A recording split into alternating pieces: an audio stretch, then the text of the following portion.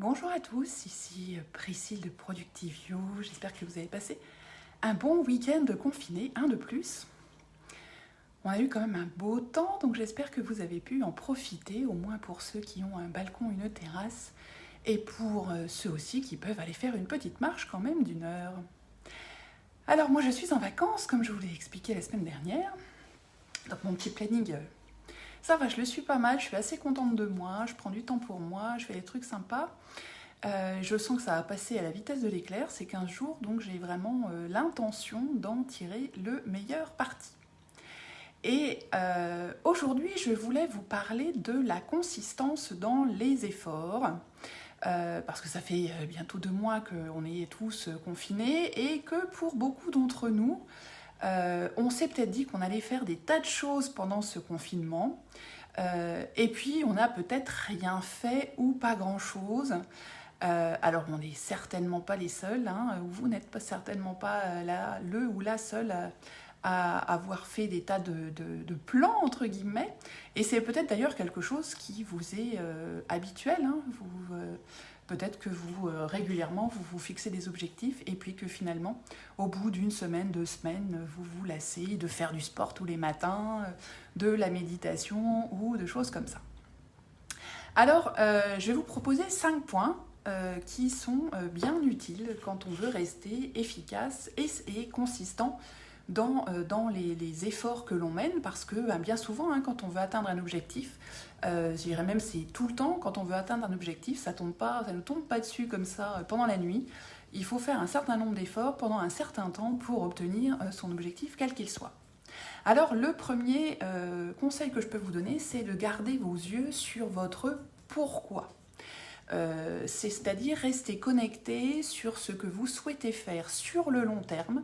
Et pour ça, on doit avoir une vision extrêmement claire et une vision aussi attractive de cet objectif que l'on veut atteindre, de pourquoi est-ce qu'on veut l'atteindre. Par exemple, si vous souhaitez faire des économies, et pas juste une fois de temps en temps, mais de façon tout à fait régulière, ça sera d'autant plus simple si vous voulez le faire pour quelque chose qui est important pour vous.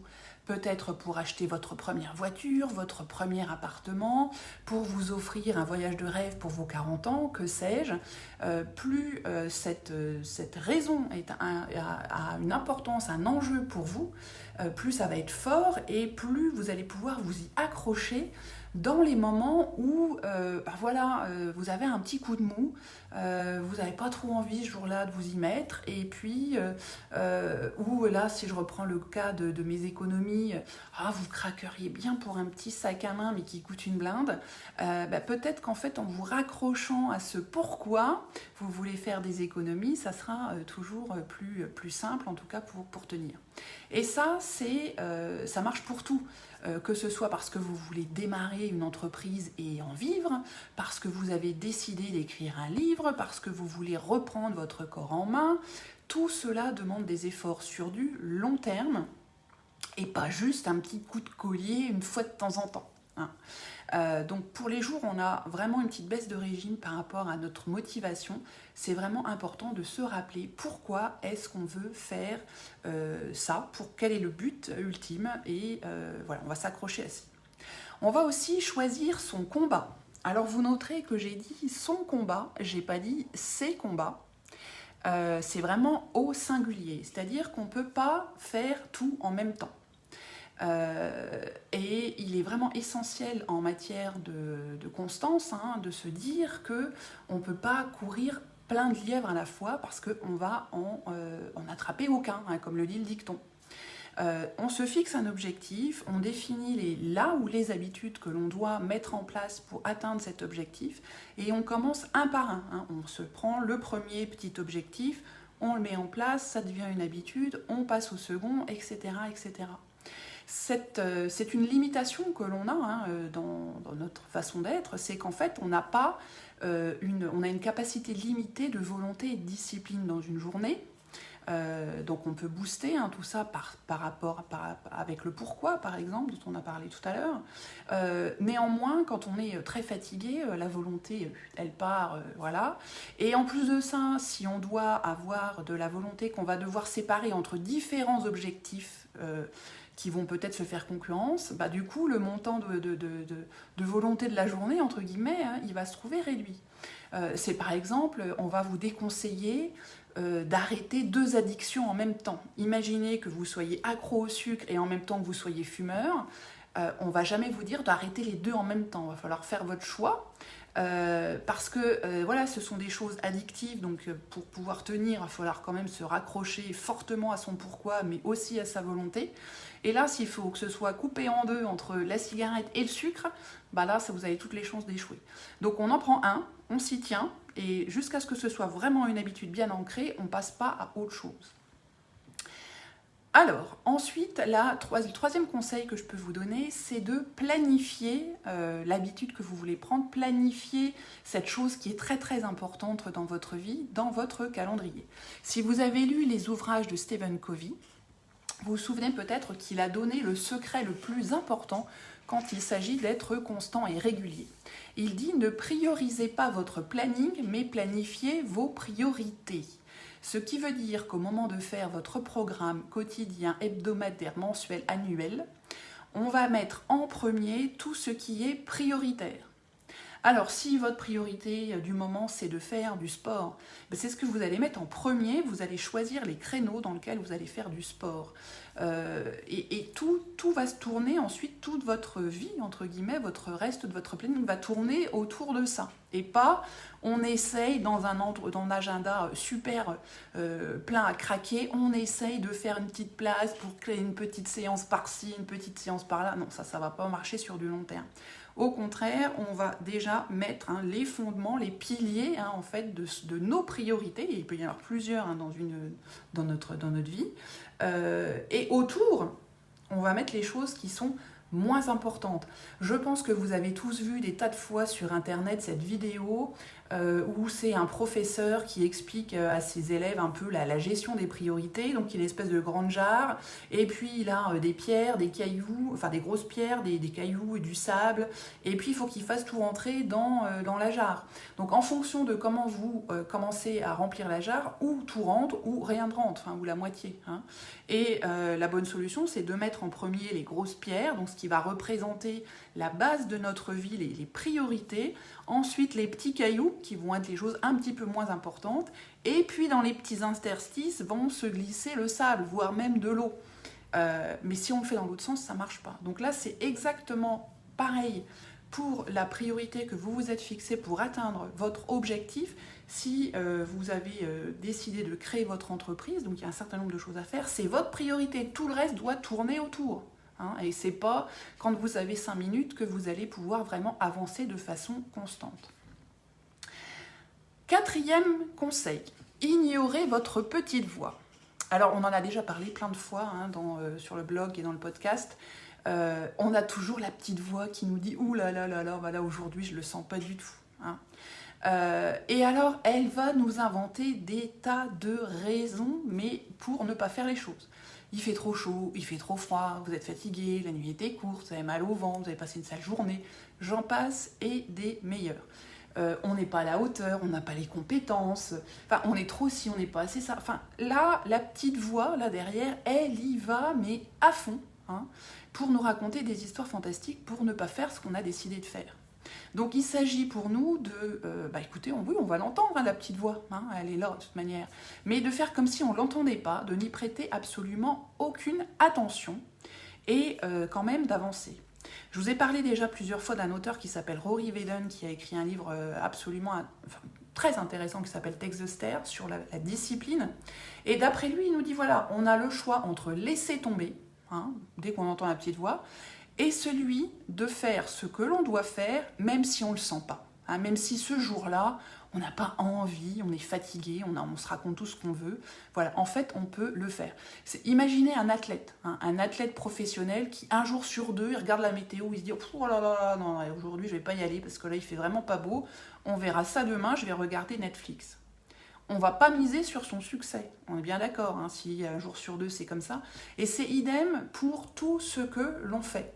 Il est hautement improbable que votre business devienne rentable ou que vous ayez une promotion ou n'importe quel succès dans la vie juste par une action unique, une seule fois comme ça. Vous êtes touché par la grâce, paf, il se passe un truc et c'est le succès. Ça, ça se passe peut-être dans les films, mais c'est tout, quoi. Hein.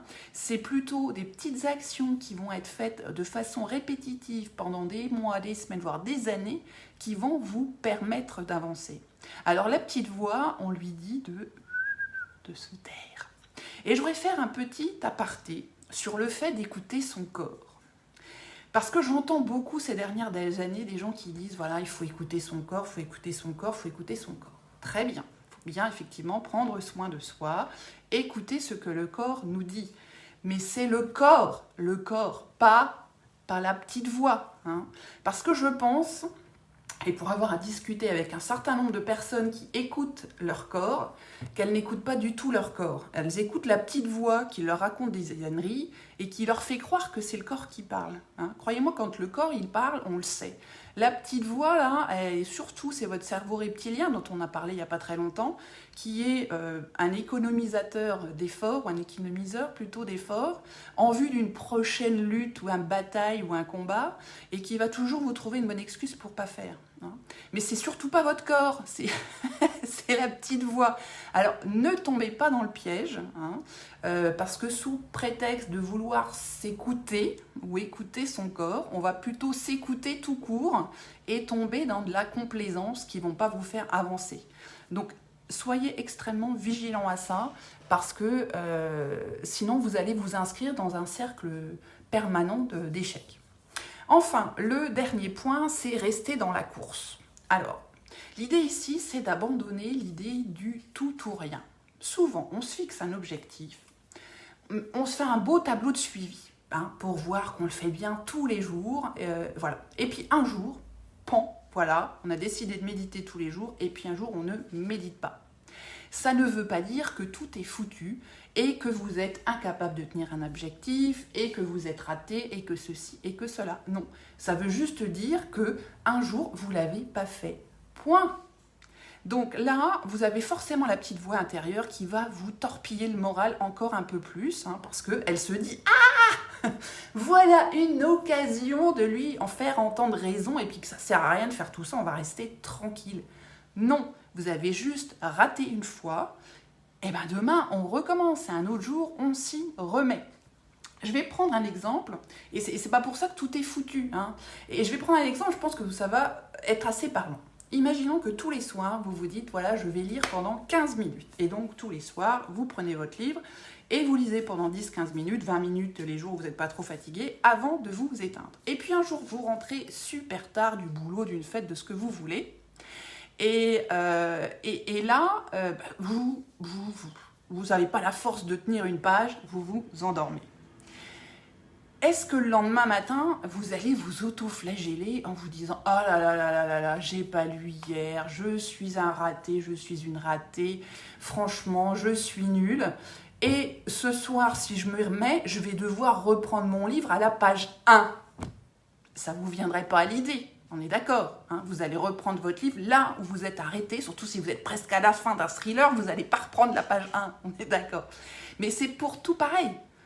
Vous faites du sport, vous êtes dit que vous allez faire du sport tous les jours, vous ratez une journée, donc c'est pas la fin du monde, on reprend là où on s'est arrêté.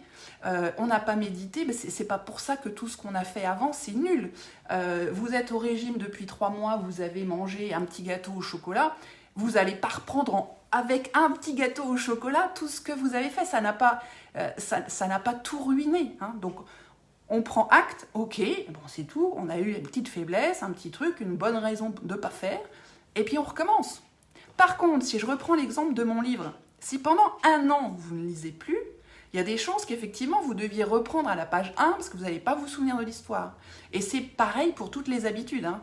Si vous faites du sport régulièrement, que vous arrêtez pendant 1 an, là, c'est comme si vous n'avez rien fait, on reprend à 0, et pour tout, pour les régimes, tout ça. Donc l'idée, c'est de se dire que si jamais on a un petit accident, Il faut se remettre en selle immédiatement. Hein. Ok, on est d'accord, on a eu un petit accident, un petit écart, ok, très bien. On y va, on reprend tout de suite. C'est pas la fin du monde, mais on s'y remet tout de suite. Et on n'écoute pas la petite voix dont Nathalie me dit qu'effectivement elle est sournoise. Parfois cette petite voix, tout à fait, elle est sournoise parce qu'elle va guetter, mais la moindre petite occasion de venir nous embêter. Un peu de fatigue, le moral qui va pas bien, les hormones qui sont chamboulées, tout. Alors, elle va se jeter sur tout ce qu'elle va trouver pour essayer de nous faire croire qu'on peut pas y arriver, alors que si, on peut y arriver. Voilà. Et c'est pas parce qu'on a un petit écart qu'on manque de volonté, de ci, de là. Non, on n'est pas des machines. Les accidents, ça arrive. Il y en aura certainement d'autres. Il faut s'y attendre. Il ne faut pas en prendre son habitude, hein, c'est-à-dire on ne peut pas faire ça tous les jours parce que sinon ça ne sert plus à rien. Mais voilà, et c'est pas pour ça qu'on doit reprendre à zéro. Alors, ce que je peux vous souhaiter à tous, c'est de vous mettre en marche et de vous rappeler que le succès de quelque entreprise que ce soit, ça n'arrive jamais d'un coup, ni en une nuit, mais à force de persistance et de consistance. Voilà, c'est tout pour aujourd'hui. Je vous souhaite à tous une très belle journée et on se reparle demain. Bye bye!